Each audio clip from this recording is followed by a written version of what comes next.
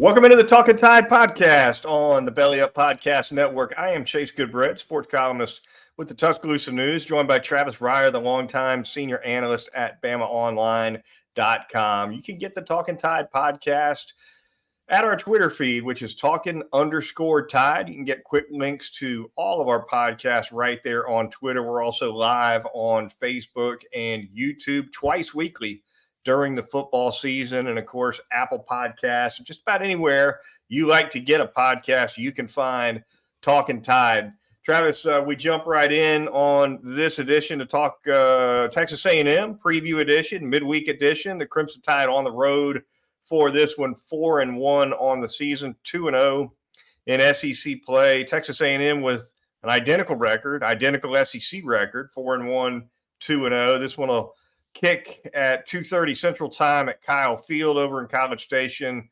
Of course, a CBS broadcast and a homecoming of sorts for Jalen Milroe. Travis, a Texas native who goes back to his home state. He joked earlier in the week that he's got some Texas fans. Earlier in the season, he joked he had some Texas fans in the family. I imagine he's got a few Aggies in that family as well, but I got the sense from him anyway on Monday that this one means a little more to him. It should. His first career start came against the Aggies a year ago. He made that start against Texas, and Alabama trying to avoid the Texas two-step, I guess you could say, from the Aggies and the Longhorns in this season. So, this feels like another huge start for Jalen Milroe. Every game is a referendum, it seems like, on not just his viability in terms of the short-term future, but big picture when you think about the position at Alabama. Yeah, no doubt. His play has certainly improved since the Texas game, no question about it. Of course, he didn't play at all against South Florida, but Ole Miss, I thought he was sharp there, played very well against Mississippi State, even though there wasn't a lot of volume there, only 12 pass attempts for Milroe. And, of course, Ty Simpson took over late in the fourth quarter of that win over Mississippi State. But you kind of want to see – we kind of know what we're going to get from Alabama's defense at this point, Travis. They've played, I think, consistently enough. And, yes, the Texas game in week 2 was a glaring exception. But aside from that, it's been a pretty consistent defense, especially pass defense. You feel like you know what you're going to get from that defense a little more. You don't quite know what you're going to get from the offense, but that's not just Milroe. You don't know what you're going to get from the line. Don't quite altogether know what you're going to get from the receivers, although I think they've been more consistent this year than they were a year ago. But, between the long snapping issues, some of the issues that they've had blocking, notwithstanding last week against Mississippi State, I thought the offensive line played its best game by far in that one. But you'd like to see them string together 2 or 3 in a row before you really kind of put some money in the bank in that offense. Yeah, it seems like the stars for the defense have come out as we anticipated they would, whether it's Dallas Turner, Chris Braswell taking another step. Kool-Aid McKinstry's been very good. Terrion Arnold has taken another step. Malachi Moore has been very good. You anticipated Caleb Downs being a huge factor as a true freshman. He has lived up to it. So really on that side of the ball, the star power has been what you thought it would be. Offensively, not as much. You're still waiting on quarterback consistency on a week in and week out basis. I think J.C. Latham, when you talk about the offensive line, okay, yeah, he's pretty much been what you thought he would be this season, but you're right. The interior has been a little bit of a influx. I think Tyler Booker has been good, but between McLaughlin and Dalcourt and that other guard spot at times, certainly left tackle, you're still working 2 guys at that spot. You said it with the wide receivers, the consistency's been better. The drop rate, I think, has been down. But, who's the guy, really? Games like Saturdays come down to a drive. Jermaine Burton limited last week at Mississippi State. Perhaps he'll be full go this week. But, if Alabama really needs it right now, who's that guy in that wide receiver course? So absolutely agree. When it comes to kind of where they're at on each side of the football, there's a difference there. And I think fortunately for them too, the kicking game, Will Reichard's been what you would expect him to be, and James Burnett has gotten even better. So that's been a big part of it too. Yeah, Burton only like I think 9 or 10 snaps maybe in that game this past week against Mississippi State, so that was somewhat of a surprise. And the Ja'Cory Brooks disappearing act continues. Travis, just a couple of Yeah. catches for him on the season. Talking about a guy that led Alabama in touchdown catches a year ago with 8, and was right there with Burton as Alabama's leading receiver in terms of catches and yards. Seems like this staff right now is a little more comfortable, I think, with Malik Benson out there. Yeah, we've seen more of Benson of late. In fact, when you looked at their starting trio against Mississippi State, it was pretty much different from what we had seen to this point of the season. So it's good that they have 5 or 6 guys that they feel good about. But at the end of the day, and didn't really expect them to have a 1,000-yard guy in that bunch, but thought they could have a couple of 700 plus guys, and maybe they still will. But it really hasn't played out that way to this point. No, it had, and I think we're seeing. And I mentioned this. I asked Saban about this a couple weeks ago in a press conference. We're seeing more and more and more of Robbie Utes. It seems like Travis. Last couple of games, he's played a lot of football. Seems like this staff has decided he's a hard guy to take off the field because of what he brings in the game to the game as a blocker to help out a line that could use some help. And if they go 12 personnel, they seem to like him and Dupree in there together. That's a Right. tandem at this point. When they go 11, it seems like it's more Amari Niblack. But I thought all 3 of those guys gave them some really quality snaps last week in Starkville, probably more so with Dupree and Oots as blockers. I thought Dupree was exceptional in that regard. And then Niblack gave you some of the splash plays uh, as a receiver against State.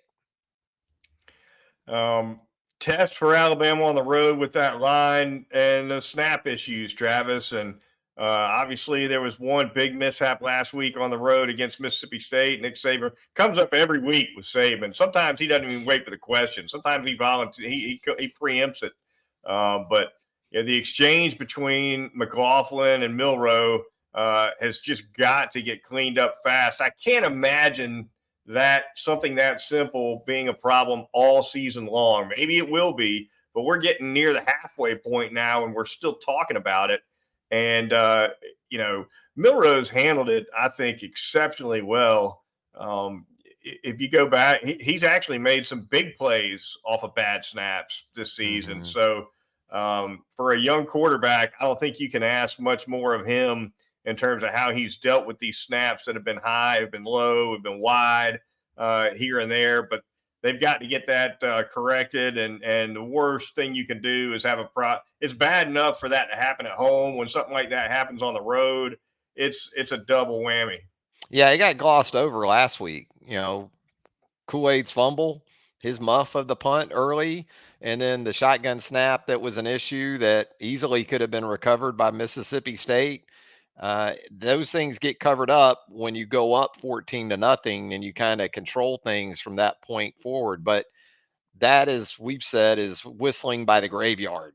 You can't do that week in and week out. You certainly can't do it against better teams, which I think right now Texas A&M is a better team than Mississippi State. So you do that against the Aggies on Saturday. I got to think the chances of you surviving both of those situations is very minimal, and the likelihood is you don't survive either. And as a result, you're very much in a 4-quarter battle for your lives, and that's a tough place to be in a place like that, because this is a rejuvenated A&M team right now.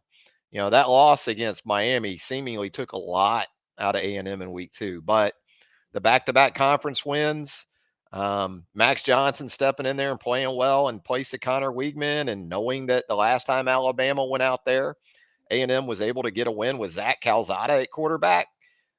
There's a lot of belief for A&M right now, but that's a continuing theme, more so than I can ever recall since the very early stages of Nick Saban's tenure. it's like week in and week out now. Every one of these teams seem really confident that they can beat this Alabama team. And it goes Right. back to last year. It's not just this year. Seems like since Tennessee last season, every week in the SEC, hey, these guys we can get now. Yep. It goes to kind of the mystique and the advantage Alabama's had that way for so many years. It's not the stronghold that Alabama once had. If you watched Lane Kiffin's post game presser after the loss in Tuscaloosa, you could read it on his face. Crestfallen. He He had thought them this was going to be the year that even the more Rebels than were going to. last November when Ole Miss thought they had a great shot at home with Yep. Alabama coming off LSU. Yep. That was he feels like he's lost 2 in the last 10 months because that was a November game. This was in September. I mean, he's had 2 good shots in 10 months, and he knows he should be, at least in his mind anyway, should be 1-1. A lot closer in Oxford last year, certainly, than they were in Tuscaloosa this year. But the point's well taken. If I remember right, Ole Miss had a 1-point lead even this year in Yeah. Tuscaloosa at the half, so they were Yeah, I right mean, there. they left points on the table in the first half. I know Alabama can say maybe the same thing, but they missed that short field goal right before the break, or it's a 10-6 game. Sure did. All right, Max Johnson, as you noted, Travis stepping in for Connor Weigman at the quarterback position, played well in a win over Auburn last week. Didn't seem like that A&M offense missed a beat. Anais Smith at wide receiver, an outstanding player. Evan Stewart too, though. Travis Evan Stewart, his Big numbers time. are pretty much right there with Smith's, and he's got 4 touchdown grabs this season. So, a couple of tough receivers to deal with right there. But the trust factor, I think, in this secondary and with this pass rush is pretty high with this coaching staff right now. The run defense is, I think, a couple of steps behind the pass defense right now in terms of effectiveness. But right now, Alabama seems pretty well equipped to take on a good passing team. They are. Now, Anais Smith, he's another level going from Tulu Griffin to Anais Smith working in the slot. So, that's going to be a big challenge, whether it's Malachi Moore in the nickel or if they're in dime and Terrion Arnold moves in there, that could be his guy as well. I mean, we saw what Anais Smith did to Brian Branch in College Station a couple of years ago and in that game. And he's been very good in this series, and he seems very motivated based on his words this week. So, yeah, I mean, but you've got those corners playing at a high level. Malachi's playing at a high level. I think your safeties you feel pretty good about. I think Jalen Key is maybe the question mark in that back end as much as anyone, and I don't think he's a bad player. But ultimately, it's going to be, can Alabama get Texas A&M into obvious passing situations, and then can Dallas Turner and Chris Braswell against those A&M tackles get home? If they can do that, Max Johnson is not a redwood back there. He's an adequate runner, and he'll run sometimes when you're just not thinking he's going to run, and he'll convert some plays. But they need to be able to really affect Max Johnson, who, if I have a sort of knock on him, is that certainly compared to Connor Weigman, the ball doesn't come out as quickly or No. with as much zip or RPMs on it. Weigman's got some zip. There's no doubt about it. He's got an He's NFL got some caliber on him. energy. Yeah, Yes, energy, as they like to say. his ball whistles, no question Yeah. about it. Deontay Lawson, the Alabama linebacker, Travis. We'll see what happens with him. Of course, he missed last week's game with an ankle injury. Nick Saban today on his teleconference noting that he's back at practice, but Saban was pretty tentative about what Lawson might be able to give Alabama on Saturday in College Station. Said the same thing about Terrence Ferguson, who's coming off an injury himself, but also is back to practice. Lawson, obviously, more of a key guy for Alabama, but you know, as a play, you like to have the guy you trust the most calling the fronts and handling the signals at linebacker on the road, especially in a place that can get as loud as Kyle Field. So Lawson's ability to participate or not participate in this game could be a pretty big factor. It could. I don't think there's any doubt about that. Trez Marshall, coming from a system basically identical to what Alabama employs, I think I feel pretty good about him if he's needed in that role.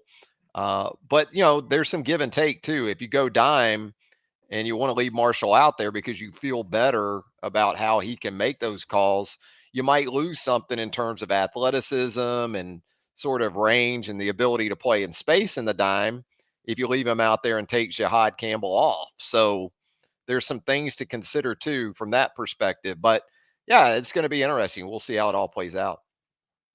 All right, the Ticket Man and the Vegas Man, Travis, real quick updates there. Pretty pricey for the primo seats, and you'd expect that at Texas A&M with them sitting 2-0 in SEC play, hosting Alabama. Right now, the nosebleed seats in the upper decks at Kyle Field, they're about what you'd expect. They're going for $150 to $200 online, of course, at last check. But the prime seats between the 40s and that lower bowl, I saw a couple at 500. I saw a couple at 1,500. So the boys are definitely looking to make a killing, and we'll see what happens in terms of it's a bounce back game for the Texas A&M Ticket Man, because after that Miami loss, even though it's Alabama and you expect to do well regardless, I'm not sure he was expecting this, right? Right. Pretty good. No, he wasn't. He wasn't, and it's made a little bit of a clawback game, I think, for the man with Alabama coming in. A lot of excitement, obviously, and that Miami loss was obviously a damper and a downer for Texas A&M. But if you're 2-0 in the league, you still got a lot of juice, I think, with that fan base. They're looking to get over the top in the West this year if they can. The West is wide open, Travis. I mean, it could be Alabama, it could be Texas A&M, could still be LSU. A lot can happen yet. So Texas A&M definitely likes their chances. Even with Connor Weigman out, you get the sense that Texas A&M feels like this might be their year to kind of get over the top in the division. The Vegas Man, Alabama, Travis, a 2.5-point favorite in College Station. The over-under is 47 points. Generally speaking, I've always kind of liked that 2.5 number to lay because it's just short of a field goal, and most games are going to be decided by 3 or more. If you're knotted at the end, you can cover that 2.5 with one kick with 5 seconds left. Yeah, I'm with you. I feel a lot better about 3 at 2.5 than I do 3.5. Back in my in an earlier life anyway, I did. Back in your days of worst decisions. Yes, when the man did some of his light work where I was concerned. So think about that over under at 47. Seems a little bit low. Although with Alabama's offense, I think it's just right. If I'm thinking a score prediction right now, I'm thinking mid-20s wins it. 23-26, a 26-21.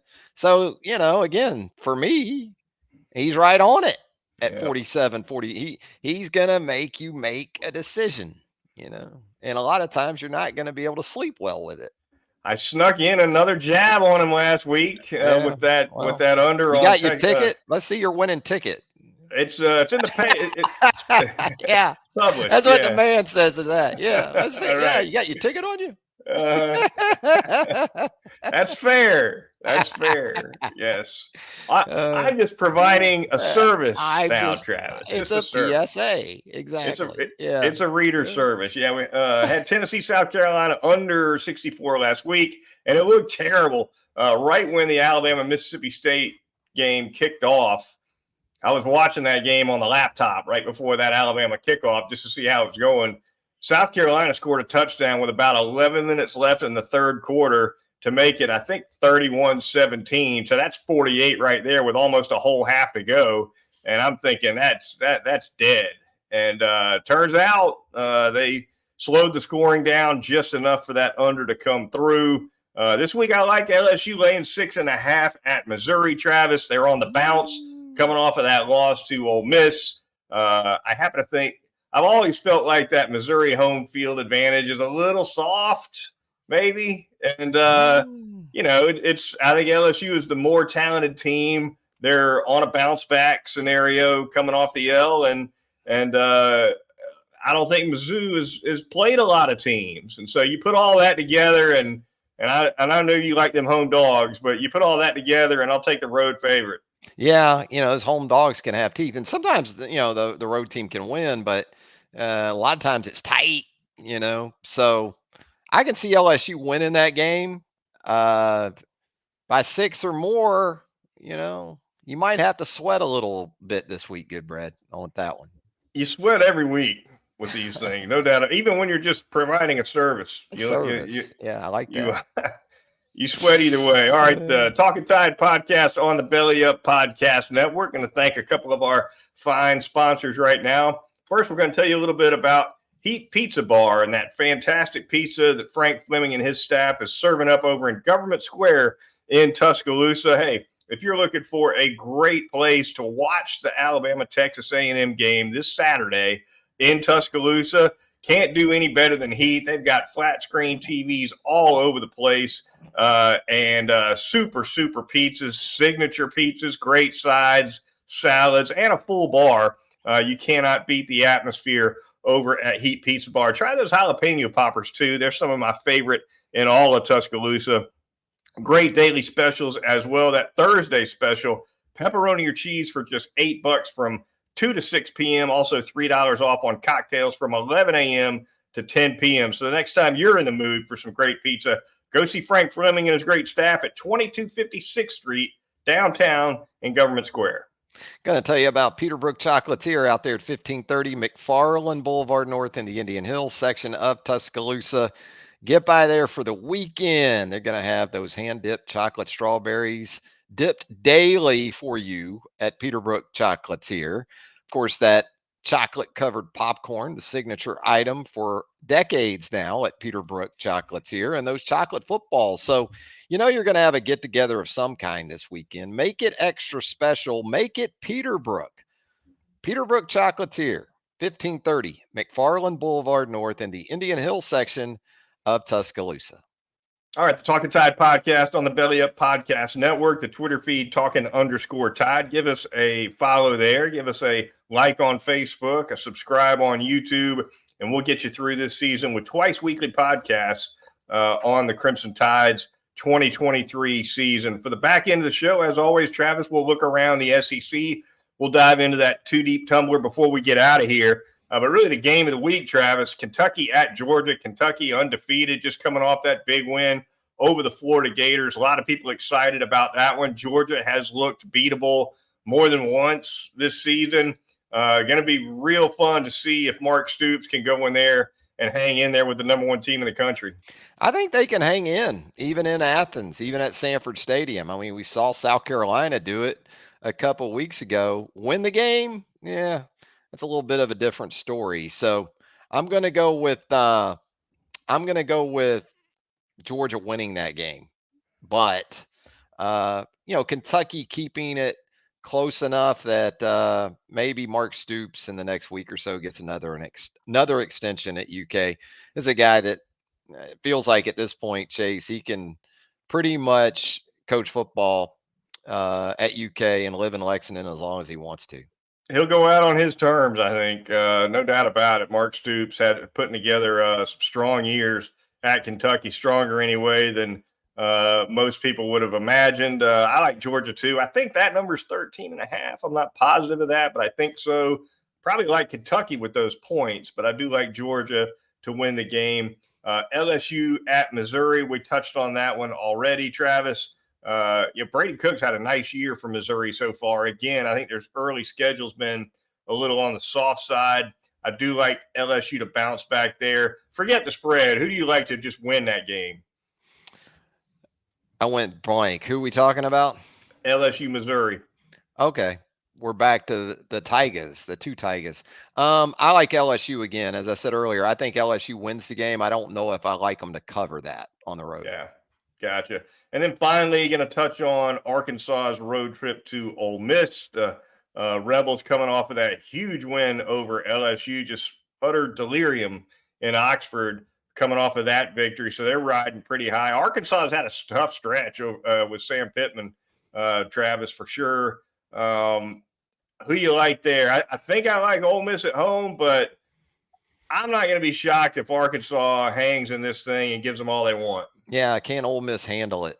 And it's been 2 emotional, physical weeks. Not just for Ole Miss though. I mean, it's the same thing, and Arkansas has been through a lot. I mean, the comments from Sam Pittman a couple weeks ago after that draining LSU loss, and then to lose another emotional rivalry type game with Texas A&M. It's a what's left in the tank for either of these teams. It kind of feels like. So I'm going to go with Ole Miss. I just think the firepower right now offensively, especially. I think A&M held Arkansas to under 200 total yards. So I'm going to go with the homestanding Rebels. All right, we're going to jump in that two deep tumbler really quickly, and then we're going to get out of here on Talkin Tide. That'll be a wrap once we get through that. Let's see who's going to come out of here today. Who we got? We've got. That went well for a change, getting the ball out of the tumbler. Number 40, Kendrick Blackshire, the inside linebacker for the Crimson Tide. Travis has played more football overall this season than I was kind of expecting, frankly. He's put himself into that mix for playing time, rotating with Marshall. And even before Lawson went out, we were seeing a lot of Kendrick Blackshire. Yeah, and he's another Texan, so it's appropriate this week. He's going back home too. He is a guy that I think has done a nice job of sort of evolving and, as much as anything, just staying healthy, because the first couple of years that was probably as much of an issue for Kendrick Blackshire, similar to Deontay Lawson, unfortunately, as far as making a run at legitimate playing time. But give him credit. Justin Jefferson comes in from the junior college ranks. I think a lot of people anticipated seeing him on the field. At this point in the season, that hasn't happened because guys like Trez Marshall and Kendrick Blackshire have been able to, maintain their reps. So, good player, good special teams player when he's been in that role too. But I'll be interested to see if he's still in that mix on Saturday. If Lawson is out, do we continue to see him rotate in there? I think Campbell of the 3 is somehow, some way, the guy you probably try to figure to keep on the field the most. But I still think there's a place for Blackshire too. Yeah, Jefferson, we've really only seen on special teams to this point in the season. Blackshire, a guy who's, to me, he's kind of built and kind of plays like the old school inside linebacker, Travis, who's a little bit more of a gap filler, kind of an upfield player as opposed to a lateral guy. And that's difficult for that style of linebacker to play in this day and age in college football. So if nothing else, you tip your hat to the guy for getting on the field when the passing game, the way it's played in college football now, all the perimeter stuff you see, the RPOs, it's well suited for linebackers that can go sideline to sideline, work in open space. And that's not to say Blackshire can't, because I think he can. But he's built more like a Reggie Ragland, you know what I mean? Yeah. Than anything else. Yeah, I think Blackshire is more of a base and nickel guy. When you get into the dime, that's where I don't see him translating to that package, but maybe more so than I would have before this year, because I've seen some things from him outside the tackle box that make me think he could get by. But is that an area where he's going to excel in linebacker play? Probably not. And he's also not a guy in the dime that you think about kicking out to the edge, right, and bringing him after the quarterback. So probably a 2-package guy at this point, but he's been solid. He has. He made a nice play against Ole Miss on a jet sweep in the second half against the Rebels for a tackle for loss. Kind of saw it coming before the snap, saw that jet sweep motion coming, and started sliding before the handoff even came, and made a nice play in the backfield. So, he's made some noise on the perimeter, no question about it. All right, that's going to do it for this edition of the Talkin Tide podcast. Thanks for joining us. And be sure to join us once again on Sunday night. Travis and I will reconvene to recap Alabama's road game at Texas A&M. Until then, for Travis Reier of BamaOnline.com, I'm Chase Goodbread, sports columnist with the Tuscaloosa News, and we'll talk to you this weekend here on Talkin Tide.